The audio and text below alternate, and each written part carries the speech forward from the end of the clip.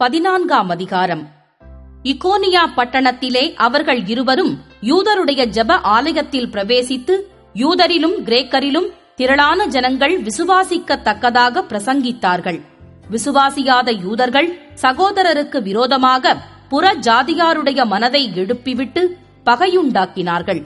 அவர்கள் அங்கே அநேக நாள் சஞ்சரித்து கர்த்தரை முன்னிட்டு தைரியம் உள்ளவர்களாய் போதகம் பண்ணினார்கள். அவர் தமது கிருபையுள்ள வசனத்திற்குச் சாட்சியாக அடையாளங்களும் அற்புதங்களும் அவர்கள் கைகளால் செய்யப்படும்படி அனுக்கிரகம் பண்ணினார். பட்டணத்து ஜனங்கள் பிரிந்து சிலர் யூதரையும் சிலர் அப்போஸ்தலரையும் சேர்ந்து கொண்டார்கள். இவர்களை அவமானப்படுத்தவும் கல்லெறியவும் வேண்டுமென்று புறஜாதியாரும் யூதரும் அவர்கள் அதிகாரிகளும் அமளி பண்ணுகையில், இவர்கள் அதை அறிந்து லிக்கவோனியா நாட்டில் உள்ள பட்டணங்களாகிய லீஸ்திராவுக்கும் தெர்பைக்கும் அவைகளின் சுற்றுப்புறங்களுக்கும் ஓடிப்போய் அங்கே சுவிசேஷத்தை பிரசங்கம் பண்ணினார்கள். லீஸ்திராவிலே ஒருவன் தன் தாயின் வயிற்றிலிருந்து பிறந்தது முதல் சப்பானியாய் இருந்து ஒருபோதும் நடவாமல் கால்கள் வழங்காதவனாய் உட்கார்ந்து பவுல் பேசுகிறதை கேட்டுக் கொண்டிருந்தான். அவனை பவுல் உற்று பார்த்து, ரட்சிப்புக்கேற்ற விசுவாசம் அவனுக்கு உண்டென்று கண்டு, நீ எழுந்து காலூன்றி நிமிர்ந்து நில் என்று உரத்த சத்தத்தோடே சொன்னான். உடனே அவன் குதித்தெழுந்து நடந்தான்.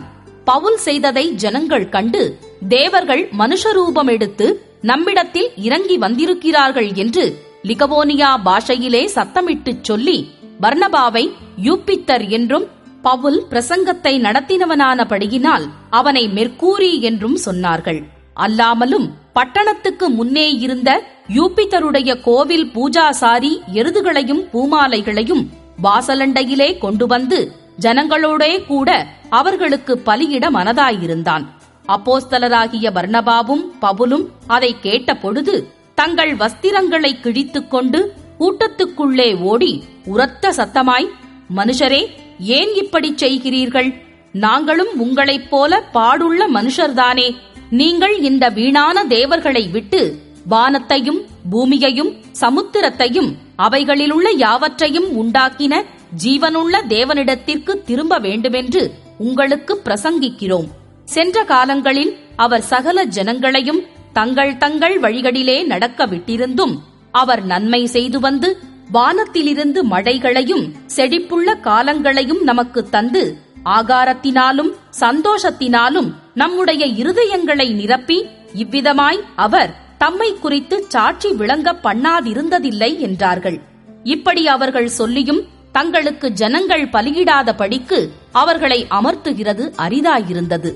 பின்பு அந்தியோகியாவிலும் இக்கோனியாவிலுமிருந்து சில யூதர்கள் வந்து ஜனங்களுக்கு போதனை செய்து பவுலை கல்லெறிந்து அவன் மரித்துப் போனான் என்று எண்ணி அவனை பட்டணத்துக்கு வெளியிலே இழுத்துக் கொண்டு போனார்கள்.